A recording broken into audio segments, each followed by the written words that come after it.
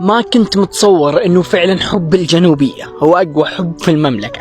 تخيلوا، حب 4 سنوات ومن طرف واحد وبدون حتى الطرف الثاني يدري. بداية شكرا لكم على تعليقاتكم الحلوة في القصة الأخيرة، حرفيا كلامكم يجبر الخاطر. اليوم معنا قصة بنت من جنوب المملكة تقول فيها وهي تروي أحداث قصتها: أمي الله يطول بعمرها كانت دائما تروح السوق تاخذ قماش. كل ما رجعت البيت وصرنا حواليها تبدأ تتكلم وتسولف عن طيب وأخلاق راعي القماش. من كثر ما أمي قاعدة توصف الولد هذا وما ملت منه من طيبه واخلاقه واحترامه، وكان نفسي اني اشوفه باي وسيله كانت. وفعلا جاء اليوم اللي تروح امي تشتري قماش. فاجأت امي لحظتها لما شافتني واقفه عند الباب. ما كانت تدري امي انه من كثر كلامها عليه في البيت اني صرت افكر فيه وانه صار حلمي بس اني اشوفه لو مره واحده. لحظتها رحنا السوق، ولما وصلنا عند محل راعي القماش تفاجأنا انه الولد مو موجود وما شفت الا رجل كبير في السن قاعد يبيع لامي القماش.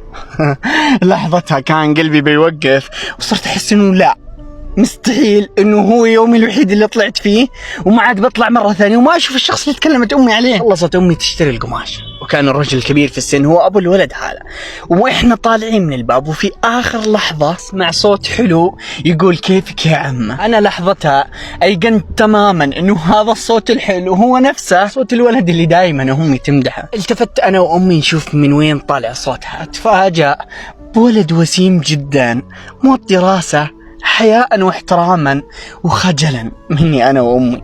خلاص لحظتها استسلمت ويقنت تماما اني وقعت في حب الادمي هذا. كنت ادري ان النظرة هذه اللي شفتها فيه اني راح احبه للدرجة هذه. ما كنت ادري انه راح يجي بيوم من الايام اندم على اني رحت وشفته.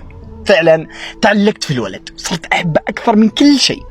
في اليوم اللي اشوفه احس انه نسيت كل همومي، وفي اليوم اللي ما اشوفه كنت حزينة وكئيبة وما أطيق أي أحد. صارت كل حياتي على شباك بيتنا قاعد أفكر كيف الطريقة اللي أقول له فيه إني أحبه. أنا حرفيا تعبت من كل شيء. تخيلوا إن القصة هذه من 4 سنوات. المصيبة إني ما كنت مؤمنة نهائيا بحاجة اسمها حب من طرف واحد، وكنت دائما أستهزئ بصديقاتي اللي يجوا يشكوا من حب الطرف الواحد. ما كنت أدري إنه فعلا راح أصير بنفس الموقف اللي صاروا فيه صديقاتي. ما حد يعرف الوجع اللي أعيشه ومر فيه إلا نفس الشخص اللي عاش بنفس ظروفي وحب حب من طرف واحد فقط. لكن ثقتي بالله عز وجل كبيرة، ودائما أثق بمتابعينك إنهم راح يلقون لي حل، على الأقل يعطوني نصيحة أعمل فيها عشان إني أبعد حب الولد هذا من قلبي. كمان الله لا يعلق قلب أي إنسان بشخص ما يحبه أو ما يدري عن حبه.